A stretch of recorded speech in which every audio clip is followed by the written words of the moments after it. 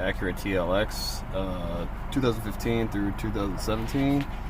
You want to check out your cabin filter, go to your glove box, and you can just remove this tray by pulling it out.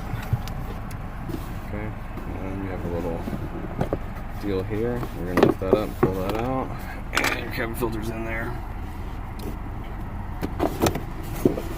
Press these in, pull on it, and this one goes right out.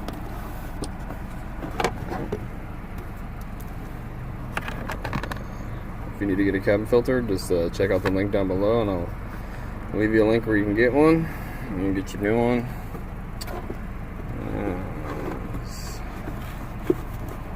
Stick it right back in there.